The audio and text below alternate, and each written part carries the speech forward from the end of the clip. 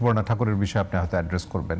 আরেকটি বিষয় আমি কিন্তু ফয়সাল মাহমুদ শান্ত আপনাকেও বলবো, মানে যে স্বপ্নের কথা আমি ইউটোপিয়ান বললাম এই কারণে যে ২৪-এর গণ অভ্যুত্থানের পরে একটা ভিন্ন বাস্তবতা এবং নতুন বন্দোবস্তের কথা বলা হয়েছে, স্বপ্ন নতুন করে মানুষ দেখেছে। সেই জায়গা থেকে আপনি মনে করেন কিনা এই যে আপনারা ১০০ আসনটা ছিলেন, কিন্তু তারপরে যেটি হলো, নারী কমিশন হলো, সেটি আলোর মুখ দেখতে পেল না এবং সেখানে কার কাছ থেকে বাধা এসেছিল আপনার মোটামুটি জানেন। এবং আপনি যদি আপনাদের যে ঐক্য, সেখানেও যদি নারীর প্রতিনিধিত্ব দেখেন খুব আশাব্যঞ্জক না, মানে সে বিষয়ে কি আপনারা সরব হয়েছেন কিনা? আপনার কাছে আসবো নিশ্চয়ই আপা। আমি প্রথমে ওকে ধন্যবাদ দিয়ে শুরু করি। সেটা হলো যে সে অনেক কথার মধ্যে কিছু নারীদের এই যে মানে কি বলে নারীরা যে এসেছে এটাকে সে প্রথমে সাধুবাদ জানিয়েছে, একটা দুইটা ছাড়া। এইখানে ও যে একটা নাম বলেছে, তার আগে সে বলেছে যে স্বতন্ত্র একজন পাশ করে দেখিয়েছে।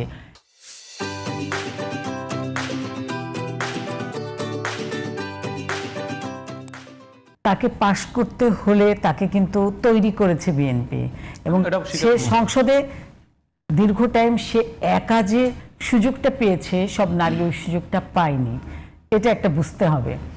আর দ্বিতীয় যেটা সুবর্ণা ঠাকুরের কথা বলেছে, যে সুবর্ণা ঠাকুর বলেছে যে বেঁচে থাকলে, হয়তো আমি জানি না সে কি বোঝাতে চেয়েছে। সে হয়তো বোঝাতে চেয়েছে যে এটা লম্বা প্রসেস, আওয়ামী লীগ আর ফিরবে না, এরকম কিছুই সে মিন করেছে, এটা হয়তো বা। আর আরেকটা কথা না বললেই না, যে কে যোগ দিবে, কে আওয়ামী লীগ করেছে, বিএনপি করেছে, তো আমরা তো কখনো কল্পনাও করি নাই যে এনসিপি গিয়ে মানে সোজা জামাত ইসলামের সাথে মিলবে, ঐক্য হবে, এটা তো আমরা কল্পনাও করিনি, সেটাও তো হয়েছে।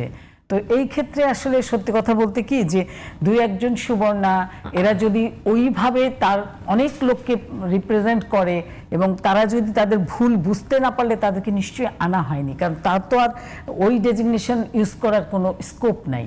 প্লাস সে নিজেও যে তার উত্তর দিয়েছে, সেখানে এটাই বোঝা যায় যে তারা ভুল বুঝেই এই জায়গাটাতে মানে জায়গা পেয়েছে। আর দু একজন এরকম মানে কি বলবো, এরকম আমাদের যে সংখ্যাগরিষ্ঠ মুসলমানের দেশে দু একজনকে এরকম তার প্রতিনিধিত্ব, তার অঞ্চলের তার মানুষের নারী প্রতিনিধিত্বের জন্য হয়তো তাদেরকেই বেছে নেওয়া হয়, এটাতে হয়তো এত দোষের কিছু নাই, যেটা ওরা বলে। আলোচনাটাকে আমরা একটু এক্সটেন্ড করি, সেটি হলো যে শান্ত ভাই যেটি বলছিলেন যে আপনার জন্য শুভকামনা উনি জানিয়েছেন যে সামনের দিকে আপনি হয়তো সরাসরি ভোটের জায়গায় যাবেন, সেই রকম সরাসরি ভোট নিয়ে আমার কিছু কথা হ্যাঁ আপনার আছে, সেটি জানবো। কিন্তু আপনার মনে হয় কিনা যে বিএনপির মতো এত বড় একটা দল, আমরা যখন বলছি যে অর্থাৎ কাজ করার সুযোগের জায়গায় যদি বলি, প্রতিনিধিত্বের জায়গায় যদি বলি, আগেও কিন্তু আমরা অনেকবার শুনেছি যে আমাদের প্রধানমন্ত্রী অমুক, বিরোধী দলীয়, মানে এর মাধ্যমে কি নারীর ক্ষমতায়ন খুব হয় বলে আপনার মনে আছে? এইরকম আলংকারিক কিছু সেট যদি দিয়ে থাকে, আসলে হয় না। তৃণমূল থেকে নারীকে যে উঠায় আনতে হয়, এটা কিন্তু বেগম খালেদা জিয়া বুঝেছিলেন।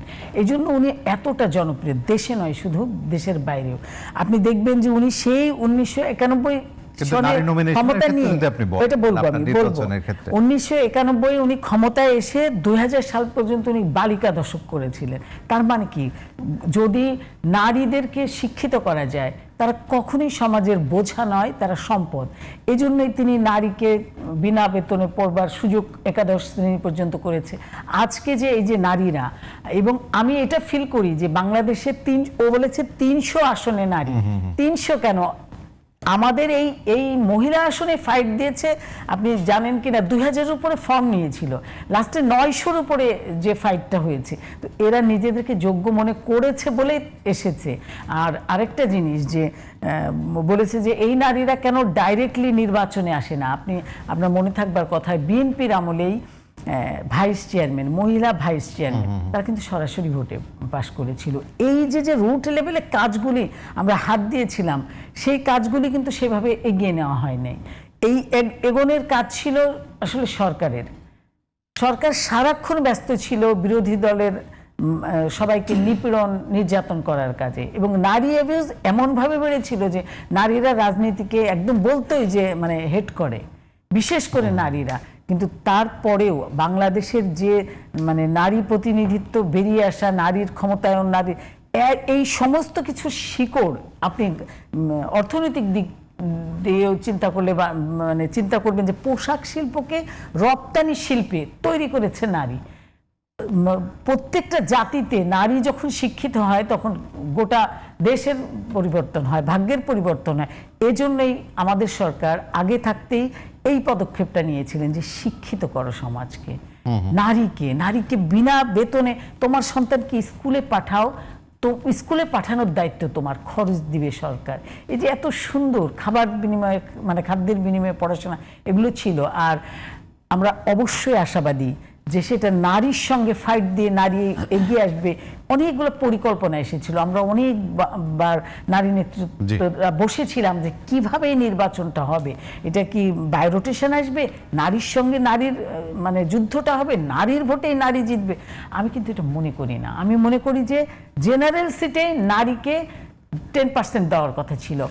আমরাও কিন্তু অ্যাগ্রি করেছিলাম, আমরা প্রত্যেকে চেয়েছিলাম যে অন্তত 10% দেওয়া হোক। কিন্তু এই ধরেন যে আপনি দেখেছেন জামাত ইসলাম কি করেছে, ওরাও ওখানে কিন্তু কোনো পদক্ষেপ রাখতে পারে না, একদম পারে নাই। তো এই যে জিনিসগুলো কতটুকু পেরেছে সেটা বিএনপি, আপনাকে ওই জিনিসটা ভাবতে হয় যে যখন আমরা জাতীয় নির্বাচনের প্রেক্ষাপটটা ভিন্ন থাকে, তখন যখন দেখে যে আমি একটা অর্থনৈতিকভাবে দুর্বল একটা নারীকে যখন আমি নমিনেশন দিব, তার প্রতিপক্ষ সেই রকম জাদ্রেল একটা ছেলে মানুষকে দিবে, আমাদের চক্ষু, আমাদের মন, মানসিকতায় আমরা পুরুষ শাসিত সমাজে মনস্তত্ত্বের জায়গায়, তো এইখানে তো ওরা ইয়াং ছিল, ওরা কিন্তু এটাতে বিদ্রোহ করতে পারত, এবং ওরা কিন্তু এই জায়গায় স্ট্যান্ড থাকলে আমি বিশ্বাস করি যে এবারই অন্তত 15% নারী সরাসরি নির্বাচনের জন্য প্রস্তুত ছিল। কিন্তু প্রজন্মে, নতুন প্রজন্ম হিসেবে একটা বড় রকমের প্রশ্ন রেখে গেলেন।